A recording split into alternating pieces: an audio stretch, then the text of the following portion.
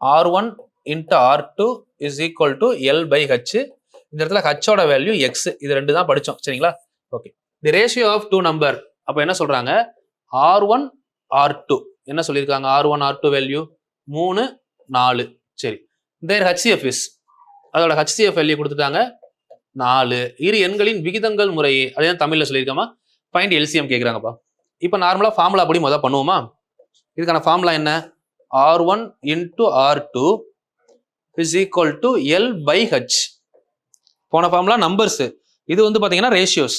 அப்போ இதில் என்ன பண்ணலாம், 3 into 4 is equal to L தெரியாது by H. H எவ்வளோ, 4, அப்படியே கொண்டு வாங்க இந்த சைடு. அப்போ L is equal to 3 into 4 into 4. 3 நாளா 12, 12 நாளா 48. சரியா பண்ணிட்டீங்க இந்த கொஸ்டின். ஓகே, இப்படி கேட்டனால பண்ணிட்டோம். ஒருவேளை செகண்ட் சப்டிவிஷன் இந்த கொஸ்டின்லேயே போட்டுக்கோங்க. அந்த எண்களை காண்க, ஃபைண்ட் தி நம்பர்ஸ்.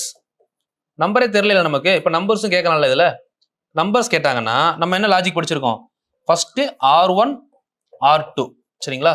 இது கூட ஹச்சை பெருக்கிட்டீங்கன்னா உங்களுக்கு என்ன கிடைக்கும், நம்பர்ஸ் கிடைக்கும். இதான் சினாரியோ. இப்போ R1 R2 என்னது, 3 4. அப்போ 3x 4x. எக்ஸோட வேல்யூ என்னது, அதுதான் ஹச். ஹச் எவ்வளோ இருக்காங்க, ஹச்சோட வேல்யூ 4 தானே. 4 கொண்டு வாங்க. 3 into 4 4 into 4. அப்போ ஆன்சர் 3 4 12, 4 4 16. இப்போ எனக்கு 2 நம்பர் கிடைச்சிருச்சா. ஓகே, நான் ஏதோ ஒரு ஃபார்முலா சொன்னேன், நீங்களும் எழுதிட்டீங்க. இது சரியா தப்பான்னு தெரியணும்ல. நான் ஸ்டார்டிங்லேயே பார்த்தோம் இல்லையா, 2 நம்பர் இப்போ கையில் இருக்கு. நீங்களே எல்சிஎம் ஹெச்எஃப் கண்டுபிடிங்க. 12 16, பெரிய நம்பர் 16. 16 12ல வகுப்படுமா, வகுப்படாது. 16 2 32 வகுப்படாது. 16 3 48 வகுப்படுமா. அப்போ இந்த இடத்துல எல்சிஎம் 48. ஓகேவா. HCF என்னது, ரெண்டுக்கும் ரெண்டுமே 4வது வகைப்பாடுல வகுப்படும் 4.